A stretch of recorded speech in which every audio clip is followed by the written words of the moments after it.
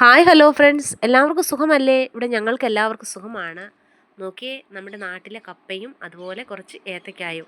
കഴിഞ്ഞ വീഡിയോ ഞാൻ പറഞ്ഞതേ ഉള്ളൂ ഞങ്ങൾക്ക് ഏത്തക്ക ലഭിക്കത്തില്ലെന്ന്. പക്ഷേ ദൈവനിശ്ചയമായിരിക്കാം ഈ വീഡിയോയിൽ എനിക്കത് കാണിക്കാൻ കഴിഞ്ഞു. കണ്ടോ, ആ നീല പാത്രം കണ്ടോ? അതാണ് ഇവിടുത്തെ മുറമാണത്.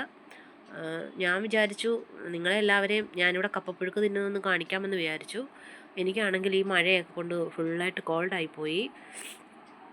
കണ്ടോ, കപ്പകൾ ഇതുപോലെ ചെറുതായിട്ട് നമ്മൾ അരിയുന്നു.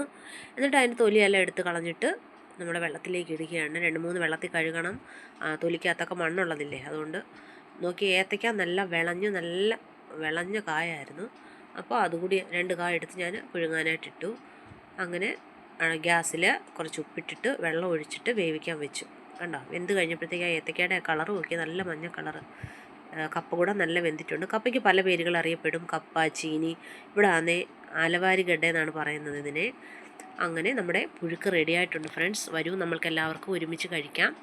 ഇതിൻ്റെ കൂടെ കപ്പ തൊട്ട് കഴിക്കാനായിട്ട് ഞങ്ങൾ ചമ്മന്തി റെഡിയാക്കി. പച്ചമുളക്, സവാള, ഉപ്പ്.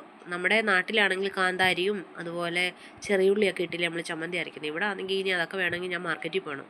അതുകൊണ്ട് ഉള്ളത് വെച്ച് ചമ്മന്തി അരച്ചു. അതിലേക്ക് കുറച്ച് വെളിച്ചെണ്ണ കൂടി ഒഴിച്ചു. അപ്പോൾ സൂപ്പറായിട്ടുണ്ടായിരുന്നു ചമ്മന്തിയുടെ ടേസ്റ്റ്. കണ്ടില്ലേ, നമ്മുടെ ചൂടായ പുഴുക്കിൽ നിന്ന് ഒരു കഷ്ണം എടുത്തിട്ട് ചമ്മന്തിയിലേക്ക് ഇങ്ങനെ മുക്കി കഴിക്കാനുണ്ടല്ലോ ഫ്രണ്ട്സ്, എത്ര ടേസ്റ്റായിരുന്നു.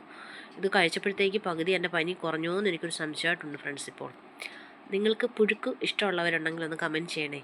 നിങ്ങൾക്ക് ഈ വീഡിയോ ഇഷ്ടപ്പെട്ടെങ്കിൽ ലൈക്ക് ചെയ്യ്, കമൻറ്റ് ചെയ്യ്, സബ്സ്ക്രൈബ് ചെയ്യ് ഫ്രണ്ട്സ്. താങ്ക്